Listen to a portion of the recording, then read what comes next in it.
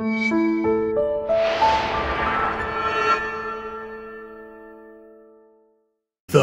Bat Chat.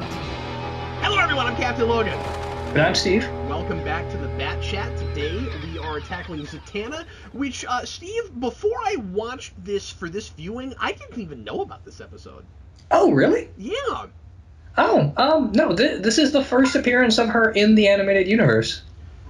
Yeah, and or just in animation in general. How often does she pop up in Justice League? In Justice League, she's there pretty frequently.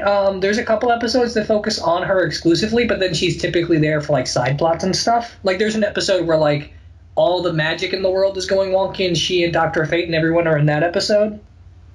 I remember thinking she was really fun and spunky, but I don't know a lot about her.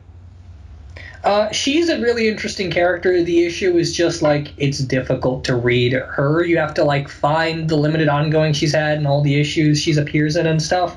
Paul Dini had an ongoing with her a few years ago that was really good, and then Grant Morrison had Seven Soldiers of Victory that she's in, and that's amazing because her father is organizing a resistance in hell, and it's the coolest thing ever. And then there's what's it called? There's a whole thing with her and Constantine where, like, they have a relationship in his book for a while, and then, like, Neil Gaiman's Books of Magic, she's in that. So she just crops up in a lot of things as a side character or a team character. Pretty much, yeah. And she's typically written pretty consistently. Like, I think up until New 52, everyone kind of had one voice for her. Yeah, I thought it was interesting that she popped up in Injustice, that she was one of the characters they thought of. Oh, yeah, that's true. I forgot that she was in that. And she's awesome to play as. I don't think she's at the beginning, or she's in the first release of that, but I think she's one of the downloadable characters. Yeah, she's DLC for that game. She's, like, one of the last ones, because we get, like, her and we get Martian Manhunter and Zod. Lobo and everything, and Zod. Mm-hmm. Yeah, it's that game that's some pretty cool DLC.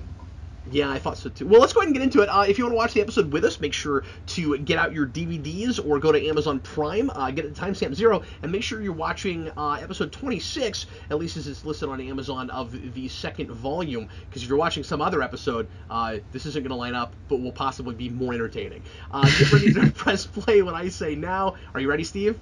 I'm ready. Here we go. Everybody, please press play right now. I enjoy this episode. It's not a great episode by any stretch, but, like, it's hard to find any episodes of anything that really focus on her. Her plot in Young Justice is pretty cool, but I don't like how young they make her in that. Is she like a kid? Is she like she is 10 or 11? She is Dick Grayson's age. She's like 13 years old, and, like, they have a relationship for that show, and I don't like that. Oh, okay.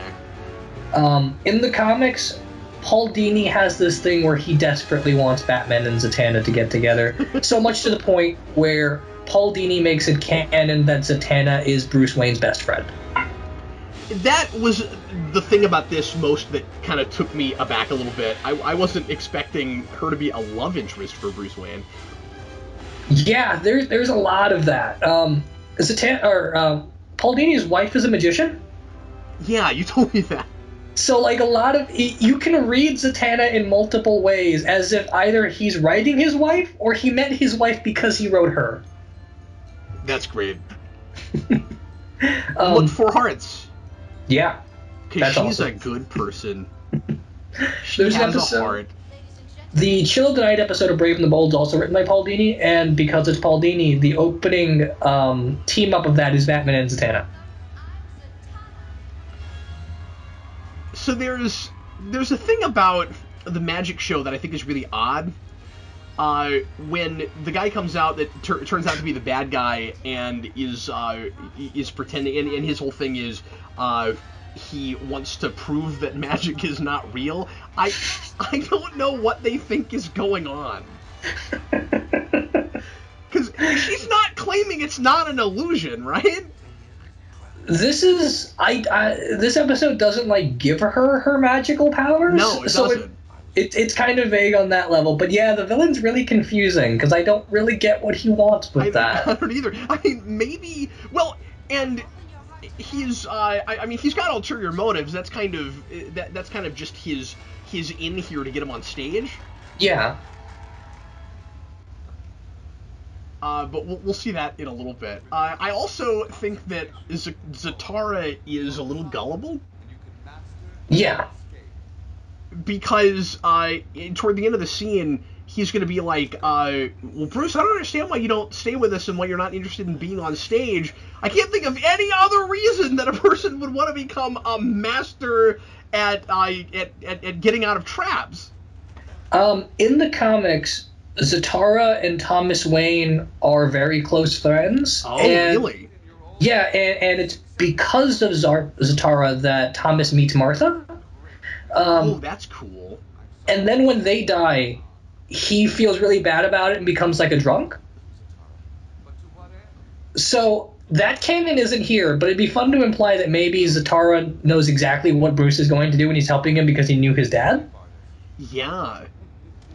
But he seems real oblivious. Yeah, in this he's just kind of a non-existent character. He's just kind of there to be Zatanna's dad. Yeah, because he says for some reason I'm showing you all of my my secrets that I've never shown you. I don't know why, but I just can't bring myself to not help you.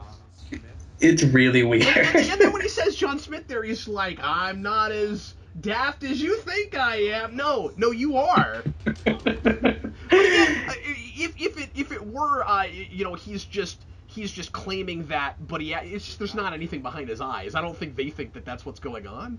But it would be kind of cool if it was because he knew his father and he just won't tell Bruce that. Yeah, that would have been really interesting.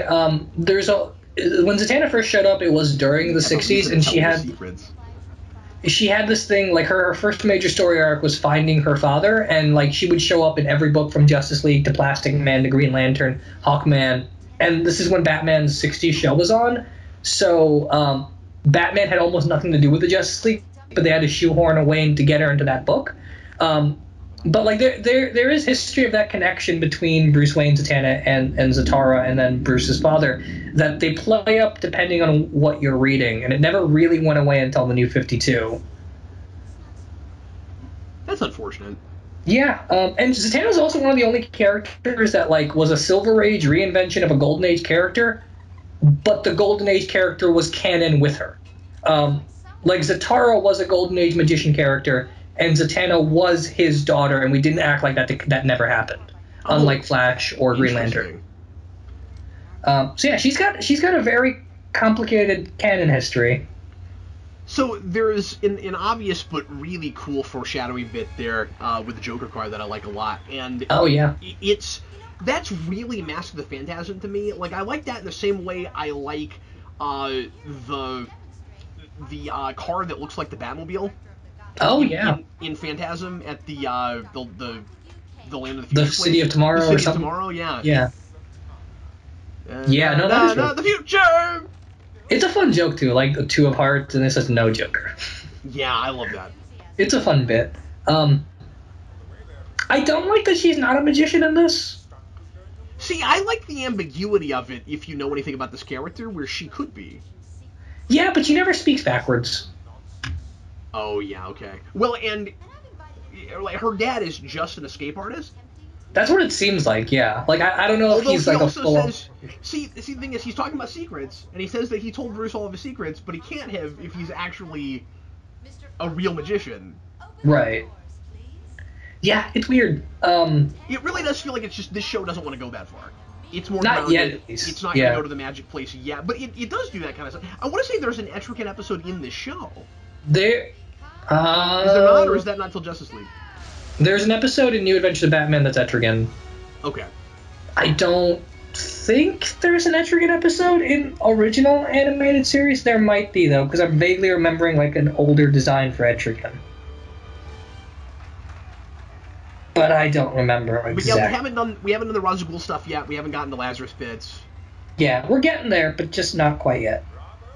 This would not have been the place to go from it feels like a more grounded crime drama with some science fiction elements to all of a sudden, oh, and magic everything. Right. So I'm kind of glad that they don't do that. And there are things she does on stage where obviously there's no way to know how she does it. Yeah. So again, it makes you think it could be magic, but it's also really easy, especially in a cartoon show, to just be like, somehow or rather she does that. Yeah, I mean, it it's wouldn't an be illusion. Who knows what the illusion is? It doesn't matter. Yeah, it wouldn't be a complicated trick or anything for animation to work with. It's just like magic is so much a part of what makes that character interesting that it's weird that you want to throw her in and not make her a full-blown magician. Well, that's why I thought it was a weird choice in the first place. Just Paul Dini loves her, so here she is. Yeah, so I don't know what the deal with that is. Like, I don't think the weird thing is that we don't have magic in this episode. I think the weird thing is that we have this character in an episode. Well, it would be really interesting if they just went with Zatanna instead of Zatanna, because like Zatanna's got magic powers, but he doesn't always use them. He doesn't have the same like talk backwards thing as Zatanna does. Well, is it also possible that that's a thing that she could get later? Probably. Where like she's brought up as an illusionist, and she like finds her way into real magic. Yeah, I guess that's certainly possible. She doesn't show up again until Justice League Unlimited, so there's a lot of time. And do they give you, because I haven't seen that, or if I have, it's been forever, do they give you any background, anything in between this and that? No, not at all. She just shows back up, and the way she talks to Bruce, because it's the episode where Wonder Woman gets turned into a pig and they have to find her, and it's the one where Bruce Wayne sings that song, and that gets used everywhere now. But in that episode, they act like Zatanna and Bruce have had a long history between this, where like she knows the secret identity now, and they used to date and everything, and they broke up under weird circumstances. Yeah, that's weird. So it's possible. I mean, I don't know how many years would like in universe be between this episode and Justice League Unlimited, but I assume a good bit. So she just had my favorite line she has in this episode. which is when she says, "Why do you care about some leggy dame in stockings, or have I answered my own question?" That's a really good line. That is a fun line. I love her voice actress. I think she's a really fun, entertaining character in this. It almost watches, and I know I say this for a lot of stuff, it nearly watches like a backdoor pilot. A little bit, right? Like I would love a Zatanna show. It's not a thing you'd think could necessarily, stay on the air, but she could hold her own. If DC does Netflix things, Zatanna as a 13-episode Netflix show makes so much sense. So much sense.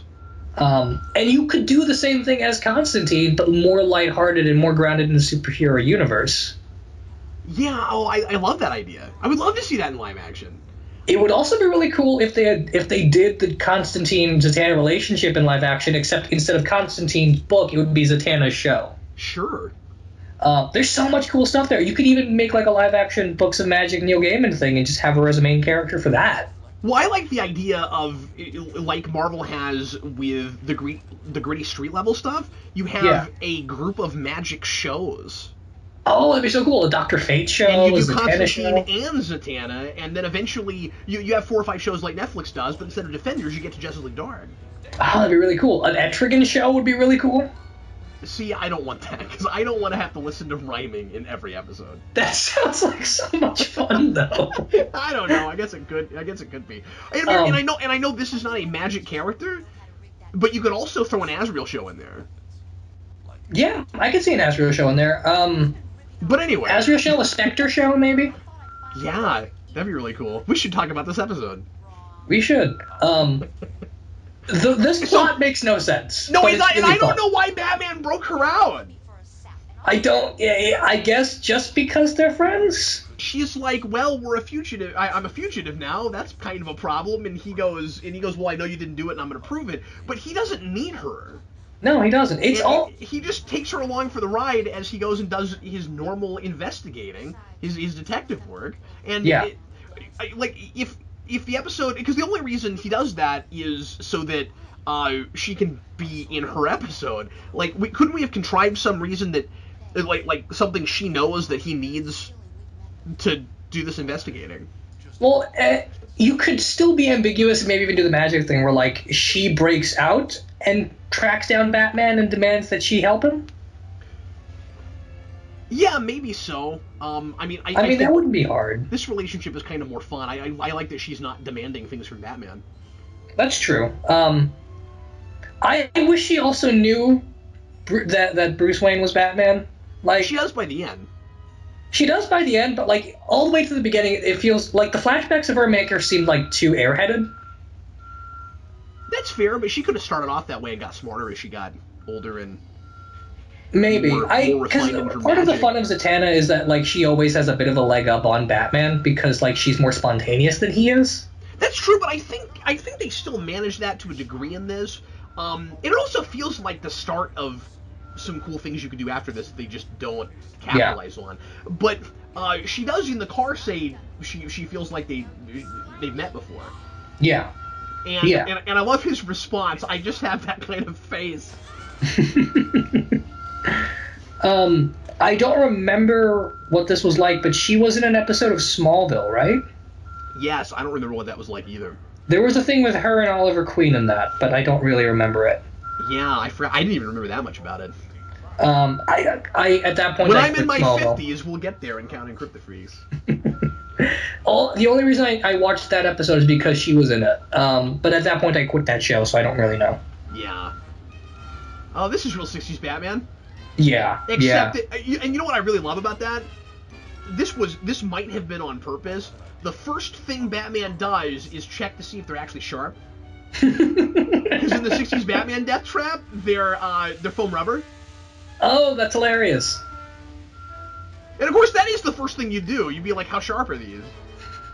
But Adam West doesn't do that, and they almost the walls almost come together, and then he's like, wait a minute, these are foam.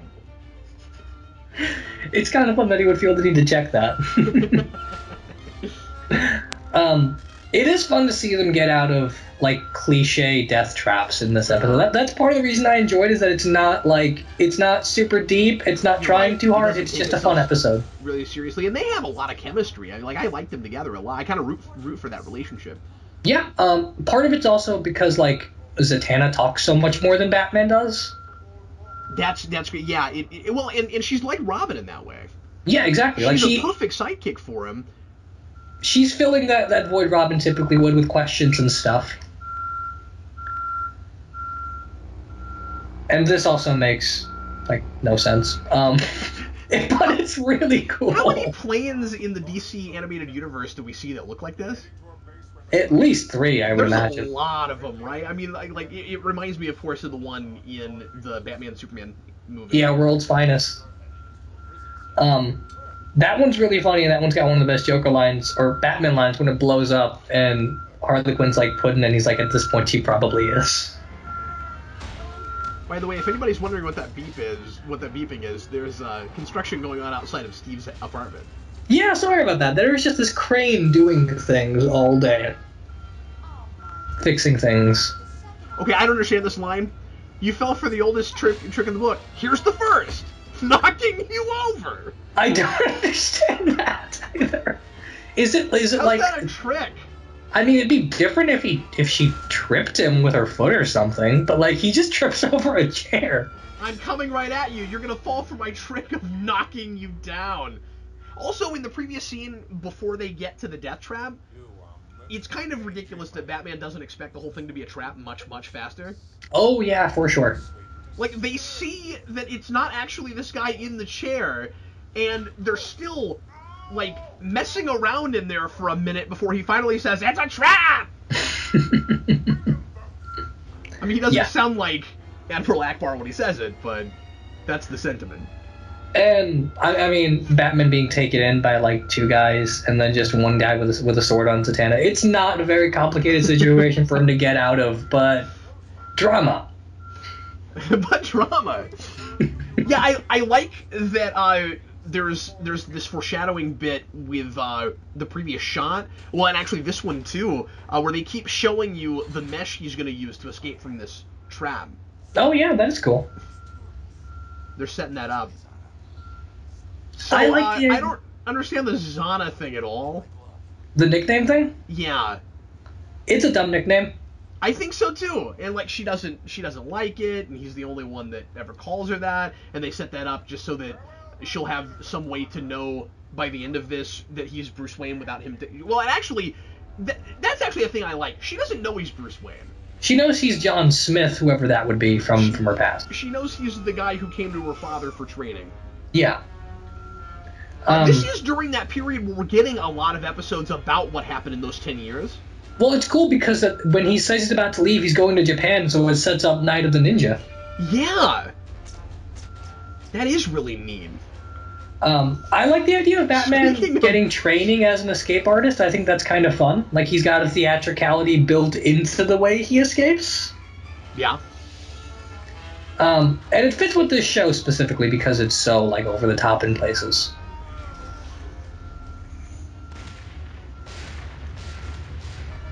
Those guns would have been helpful a long time ago. It's definitely totally consistent in that, but it also isn't, like, just a silly cartoon episode. Yeah. Yeah. It's not super serious, but it fills in some of that background with the training, and I like that. Yeah. I still think it's really silly that if Zatanna is just what he seems like he is, that he would train him just because he likes him and he wants to be trained, and he gives him all his secrets. I think that's really funny. He's so trusting. It's adorable. Yeah. and he's an escape artist. That guy wouldn't be trusting. The whole, like, magician's code and secret thing is part of the comics quite a bit, and it's just kind of, like, tangentially here with this guy exposing magicians. You could certainly do a lot more with that, because, like, Zatanna's got a whole arc about... All he has to do is say he's exposing how the tricks are done, not that it isn't real magic. He's like, I think it's all illusion and nonsense. Yeah, so doesn't everyone and the person who's doing it. The question is it actually magic? It's how's the trick done? This is why The Prestige is a good movie and Now You See Me are awful. Steve, I love you for saying that. Because I also don't like Now You See Me. I couldn't even bring myself to see the sequel. I don't like that movie. The sequel is so bad. Oh my god. Why did you watch it? Huh? Why did you watch it? Because I was bored and it was on TV. A lot of people like those. Whatever. I can't deal with CG magic in a thing about illusion. I mean, especially with, like, simple tricks. There's one in the second movie where, like, a guy throws a card and it goes around a column and back to him, and that's not hard to do. Like, as an audience member, I want to also wonder how the tricks are done. And I can't, because they're all visual effects. They're just really lazy. Yeah. Anyway. A second ago, when those two guys fell off the plane, they actually walked on the sky for a second like Looney Tunes characters. That's also not a trick. You just punch him in the face. I also love how he goes all cross-eyed before falling down, like a Looney Tunes cartoon. Is that the third oldest trick in the book? You fell for the oldest trick in the book, me pushing you around. The third oldest trick is me punching you in the face. Oh, for a minute, with her hands behind her back, I thought she was handcuffed for no good reason. Oh yeah, that would be weird.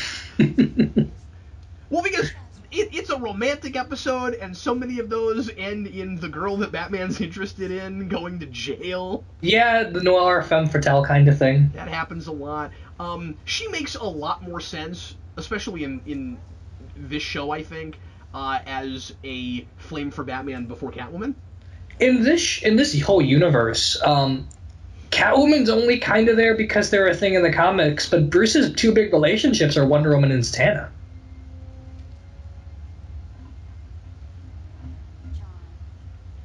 Yeah, I like them together a lot.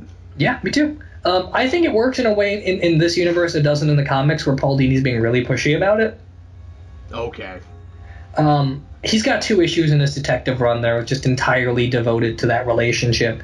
And they have a thing with, like, you remember Identity Crisis and the whole, like, mind erasing thing? Yeah. And then there's, like, that whole span of comics where Zatanna and Bruce don't get along because she wiped his mind. Oh, I didn't know about that. I haven't read that stuff. I guess that's the next logical place to go. But yeah, it's okay for a while, and then it gets kind of grating, and then Infinite Crisis happens, and we just kind of forget about it because it wasn't that interesting. Yeah, I didn't think about this until just now, but I feel like you could draw a couple of parallels between her and Andrea. Oh yeah, maybe so. And then it kind of makes sense that he would date somebody, or that he would be interested in somebody a little bit more like spunky and doesn't have so much of that dark side.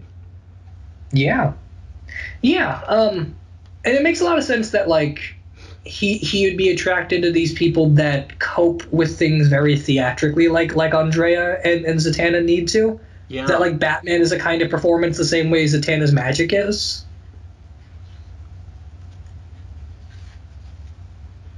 Yeah, that it seems like he should go after more women like that. Yeah. I mean, I've never been a big fan of like him and Vicky Vale or like random people that he falls in love with after they've been part of an investigation. It makes more sense for Batman to like find relationships in characters that make up in powers for things he has to do on his own. Almost like he's he's outwardly looking for things he cannot be.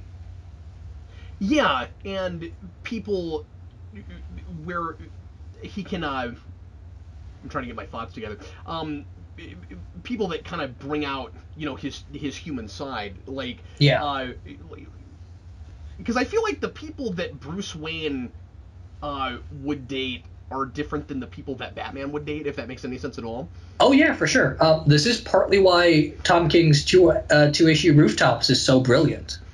And what happens a lot is the people that Bruce Wayne would date are just kind of your average women that he finds at a ball or something because he's just saving face. That Bruce Wayne's not a real person. Yeah. Yeah. And Grant Morrison does some of that with Jezebel Jet, where like she is the socialite girlfriend that then bleeds into the black glove stuff as a challenge to Batman. Yeah, like it would have to mix into that other part of his life, I would think. Yeah. Specifically because I like the notion that if Bruce Wayne found someone he wanted to settle down with, he might potentially stop being Batman. Yeah.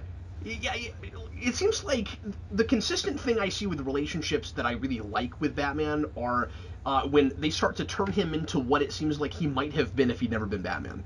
Yeah. And then also, they do this in the comics sometimes where, like, he's afraid of relationships because he doesn't want to be his dad. With, like, a good, steady-paying job and kids and a wife and all of that. Like, he pictures himself too much like his dad.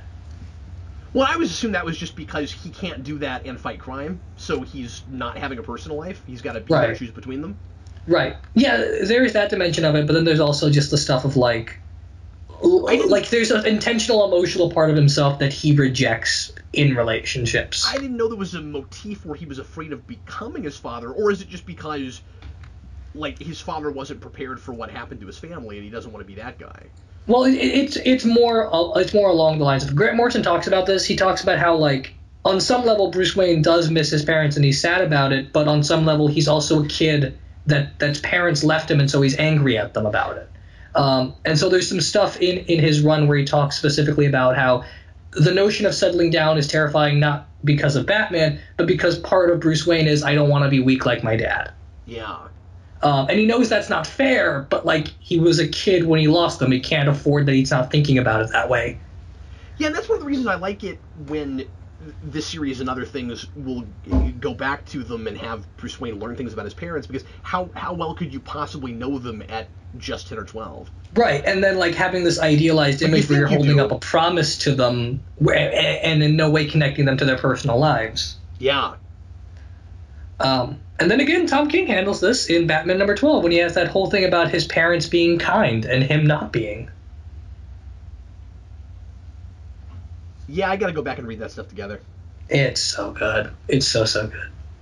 Everybody, thanks always for listening. We sure appreciate it. Next week, we are... Let's see, what are we tackling? The Mechanic, right? Yes. I remember liking that episode a lot, but I haven't seen it. I loved the concept of Batman having a go-to mechanic. And that Alfred doesn't have to be a genius mastermind? Yeah, well, and we'll talk about this when we get to that episode, but Darren Aronofsky's Batman movie was going to be Alfred was a mechanic that Bruce goes to every now and then. Oh, that's cool. So it's kind of like a mix of that. Yeah, we'll talk about that. There's some of that script. Some of that script is influenced here, and then that movie, and then that episode influenced some of that script because they were happening around the same time. Well, we will talk about it next week. Thanks for listening, folks. We sure appreciate it. I am Captain Logan. And I'm Steve. We'll see you next time.